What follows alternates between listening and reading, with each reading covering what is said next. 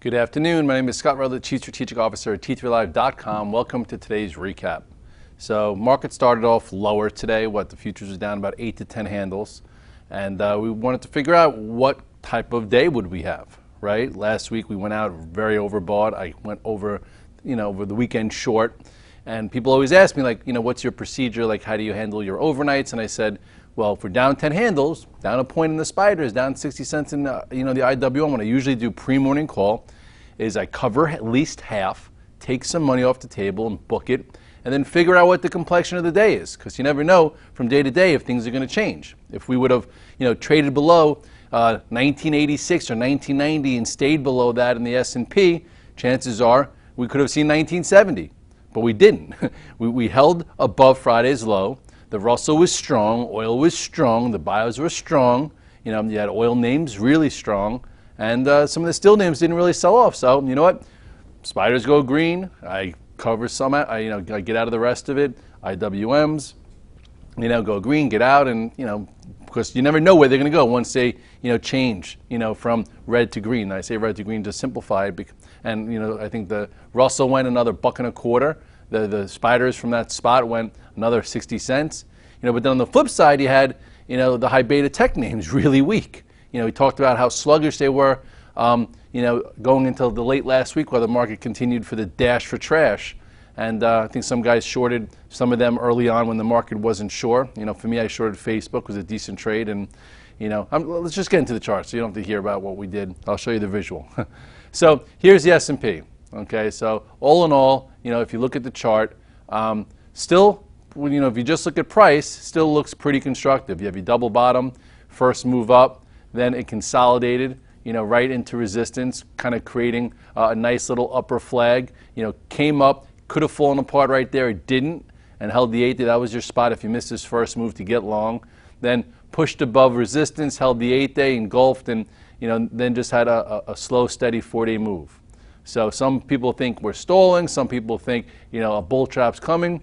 At this point, you don't really know. All you know is that we held Friday's low, went sideways. It let the 8-day catch up a little bit because we were very extended from it, and wasn't able to take out the prior high, and we're right below the 200-day. So another session or so, and there'll be another squeeze above this if we continue to hold here, and that would be 2009. Today we hit 2006. So at least we're creating some kind of tight range to base some of the next move off of. That's all you could really ask for. But you look at the Qs, much more choppy. Look how choppy that was, and went from green to red and dropped like 1% and so quickly before holding the 8-day here. So we'll see what this leads to. I don't like when technology is weaker than most other sectors, but again, if we're talking about the big rotation, I guess maybe it might be more than just an oversold bounce. Things are starting to look a little bit more constructive in the oil patch. We talked about how the conversation went from will we hold 30 to can we take out 40?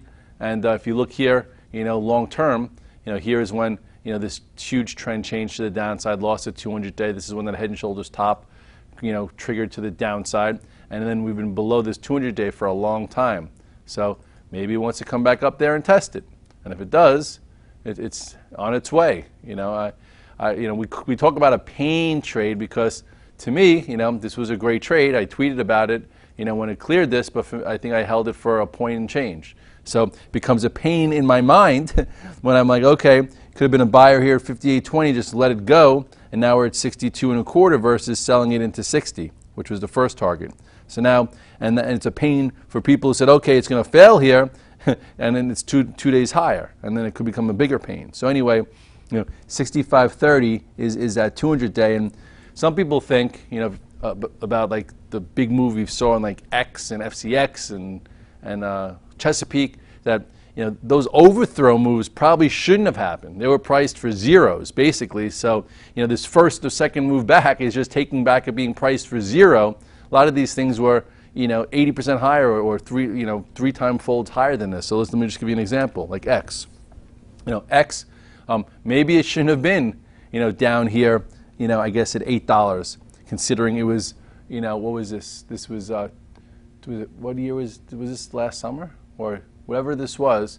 about a year or 2 years ago, it was 44. So all it did is take back this overthrow. So if you just have short in the brain on something like X, you got to be careful. Also, so FCX, which was this thing, where was this? This thing was $37. Okay, and this was, what was this date here? So this is the summer of 2014. So about 2 years ago, it was $37 or so. Look, and now maybe it should not have gone down to 4. So now it just retraced back up to 10. And who knows, if this 200-day gets taken out, maybe it even comes up to here. I remember when all the smart money was buying here. I wonder if they got capitulated out. So it's not even, it's just back to where the smart money thought they were getting a bargain after the last time this trend broke here. That was when the one trend broke. This was when, another one, and this was when the real one broke up here.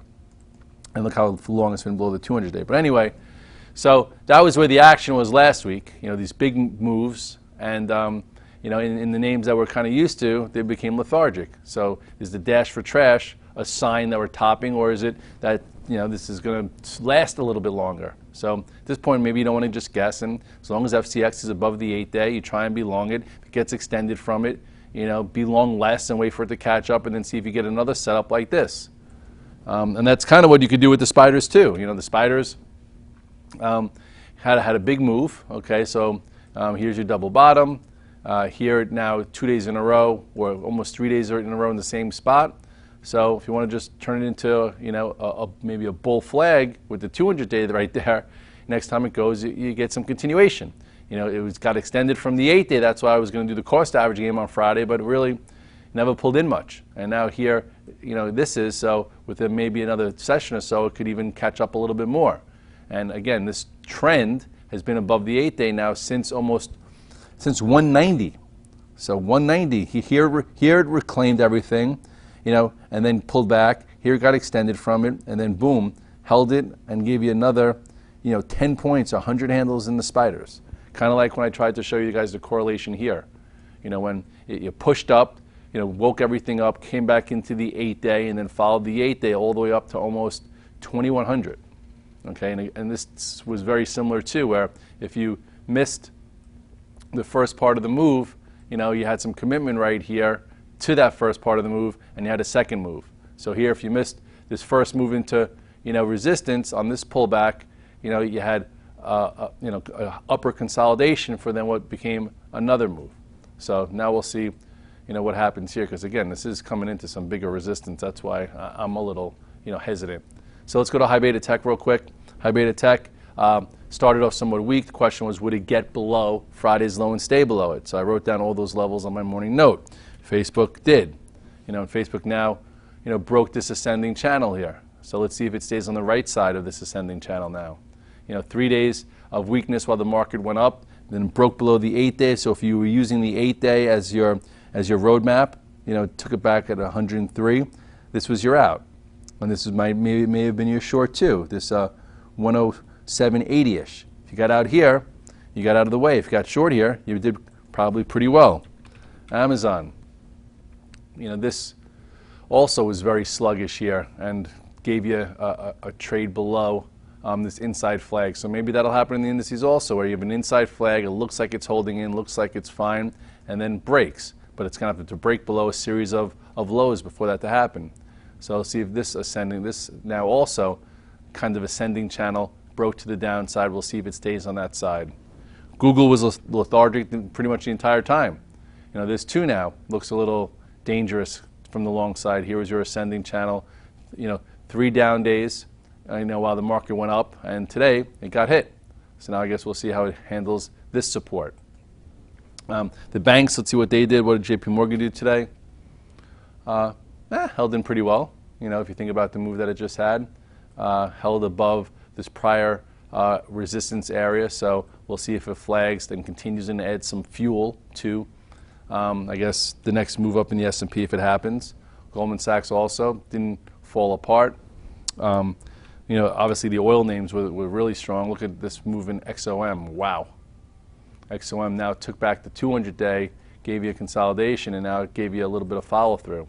Nice wedge here to the upside. I guess we'll see what happens there. I wonder how Chevron looks. CVX. still below the 200-day, but cleared a pivot. See if this takes it out tomorrow. What the OAHs do. Wow, big move. Look what happened when this thing cleared this resistance area.